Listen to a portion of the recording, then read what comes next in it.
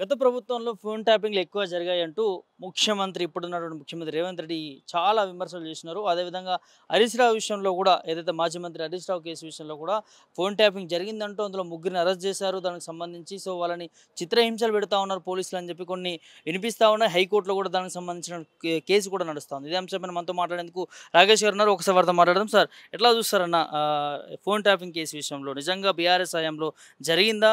అనేక సార్లుగా రేవంత్ రెడ్డి మాట్లాడుతూ ఉన్నారు కదా ముఖ్యమంత్రి. ప్రతి రాష్ట్రంలో ఇంటెలిజెన్స్ ఉంటుంది, కేంద్రంలో ఇంటెలిజెన్స్ ఉంటుంది. ఉగ్రవాద కార్యకలాపాలు కానీ, నక్సలైట్ల కార్యకలాపాలు కానీ, సంఘ విద్రోహుల శక్తుల యొక్క యాక్టివిటీ కానీ, వాటిని ట్రాక్ చేయడానికి కొన్ని సందర్భాల్లో పోలీసులు ఫోన్లు ట్రాక్ చేస్తూ ఉంటారు, ట్యాప్ చేస్తారు. కావాల్సినటువంటి సమాచారాన్ని సేకరించి తగు చర్యలు తీసుకుంటారు. అది ఏ ప్రభుత్వంలో అయినా ఉంటుంది. అది కేంద్రంలో బీజేపీ ప్రభుత్వం కావచ్చు, లేదు ఈ రోజు ఉన్నటువంటి రాష్ట్ర కాంగ్రెస్ ప్రభుత్వంలో కావచ్చు, గతంలో బీఆర్ఎస్ పరిపాలన చేసినప్పుడు కానీ. ఇది లేకపోతే అసలు రాజ్యం నడవదు. ఈ మాత్రం అవగాహన లేకుండా కాంగ్రెస్ పార్టీ నాయకులు ఈ దుశ్చర్యలకు పాల్పడడం ఏదైతుందో ఇది చాలా దురదృష్టకరం. అంటే పరిపాలన అనుభవం లేనటువంటి వాళ్ళు ప్రభుత్వంలోకి వస్తే ఎట్లుంటుందని చెప్పడానికి ఇది ఒక తాజా ఉదాహరణగా మనం భావించవచ్చు. పదే పదే మేము ఫోన్ ట్యాపింగ్ చేసిన ఆరోపణలు ఇస్తున్నారు. దమ్ముంటే ప్రూవ్ చేయాలా.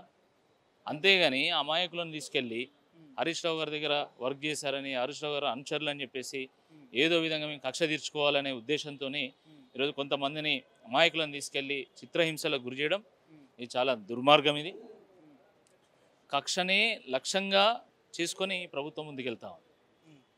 మీకు అధికారం ఇచ్చింది ప్రజలకు మంచి చేయడానికి, అంతేగాని ప్రతిపక్ష పార్టీల మీద కక్ష తీర్చుకోవడానికి కాదు. అసలు ఈ ప్రభుత్వం వచ్చిందే బీఆర్ఎస్ పార్టీ మీద కక్ష తీర్చుకోవడానిక అన్న చందంగా వ్యవహారం చేస్తూ ఉంది. వేల మంది బీఆర్ఎస్ పార్టీ కార్యకర్తల మీద కేసులు పెడుతున్నారు, కొంతమంది జైళ్ల పాలు చేస్తూ ఉన్నారు, అనేక మందిని చిత్రహింసలకు గురి చేస్తూ ఉన్నారు. తప్పకుండా వడ్డీతో సహా బీఆర్ఎస్ పార్టీ చెల్లించి తీరుతుంది కాంగ్రెస్ పార్టీ వాళ్ళకి.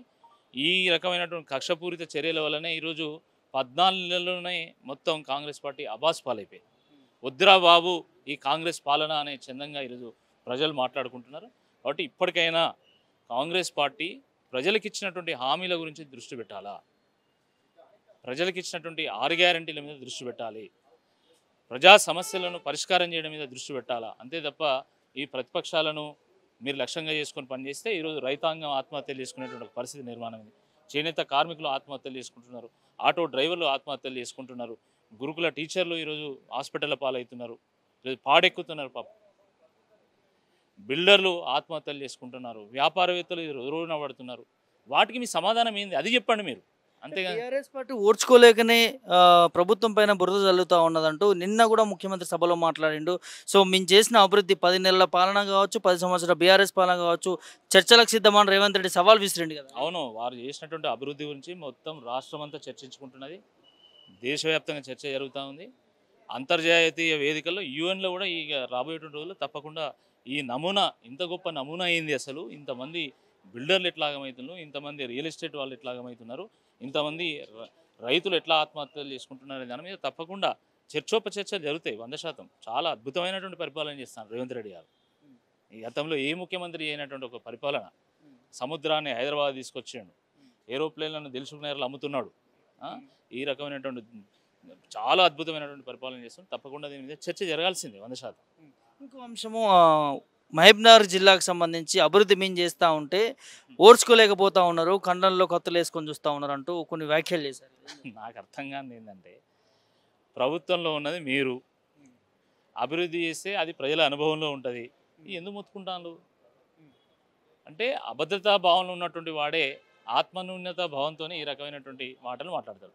నువ్వు ముఖ్యమంత్రివి, నీ పార్టీ ప్రభుత్వంలో ఉన్నది, నువ్వు అభివృద్ధి చేస్తున్నావు, మరి ఎందుకు పీఆర్ఎస్ మీద ఎందుకు లొల్లి పెట్టుడు? అభివృద్ధి చేస్తే అది ప్రజల అనుభవంలో ఉంటుంది కదా, ప్రజలే చెప్తారు కదా రేవంత్ రెడ్డి గారి పాలన అద్భుతంగా ఉన్నది అని.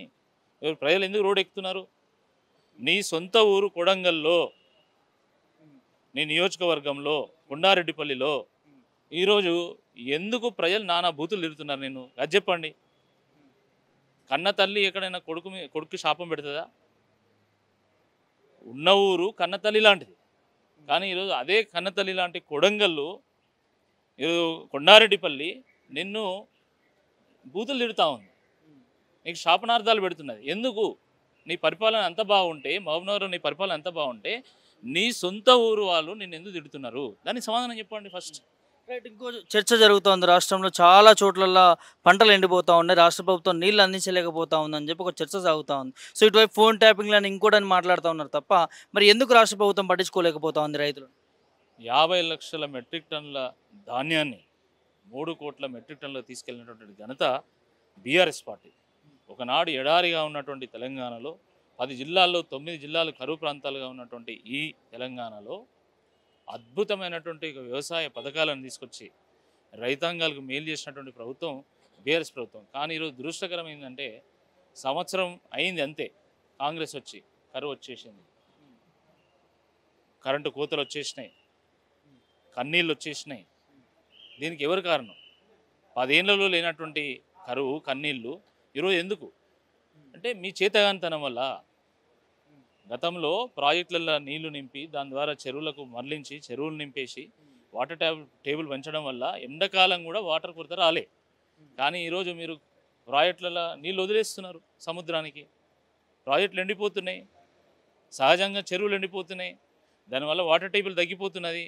దానివల్ల ఈరోజు పంటలు పండించేటువంటి ఒక పరిస్థితి లేదు, పంటలు ఎండిపోతున్నాయి. స్వయంగా కోదండరెడ్డి గారు కాంగ్రెస్ పార్టీ ఆయన రైతు వ్యవసాయ కమిషన్ చైర్మన్గా ఉన్నారు, వారే చెప్పిండ్రు పంటలు వేసుకోకంటారు బాబు, మొత్తం ఎండిపోతున్నాయి, రైతాంగం తిప్పల పడుతున్నది, కాబట్టి దీని గురించి ఆలోచన చేయాలని చెప్పేసి వారు మాట్లాడుతున్నారు. అంటే వారు నిజాయితీ పరులు కాబట్టి వారు ఏం చెప్తున్నారు, మొత్తం పంటలు ఎండిపోతున్నాయి, రైతులు ఆలోచించుకోవాలని చెప్తున్నారు. పంటలు ఎందుకు ఎండిపోతున్నాయి అనేది రేవంత్ రెడ్డి గారు సమాధానం చెప్పాలి. సరే, వారు ఒక వ్యవసాయం మీద కొంత అవగాహన ఉన్నటువంటి వ్యక్తిగా, కొంత ప్రేమ ఉన్నటువంటి వ్యక్తిగా అన్ని నిజాలు ఒప్పుకున్నాడు. కానీ ఈ నిజానికి కారణం ఎవరు? రేవంత్ రెడ్డి గారు ప్రభుత్వం కాదని అడుగుతున్నారు. దీనికి వ్యవసాయ శాఖ మంత్రి గారు సమాధానం చెప్పాలి, రాష్ట్ర ముఖ్యమంత్రి వారు సమాధానం చెప్పాలి. ఇన్నేళ్ళు ఎండిపోయినటువంటి పంటలు ఇప్పుడే ఎందుకు ఎండిపోతున్నాయి? ఇన్నేళ్ళు రానటువంటి కరువు ఈరోజు ఎందుకు వచ్చినాయి? ఇన్నేళ్ళు కన్నీళ్లు పెట్టినటువంటి రైతాంగం మళ్ళీ కన్నీళ్లు ఎందుకు పెడుతున్నారు? దీనికి సమాధానం చెప్పాలి.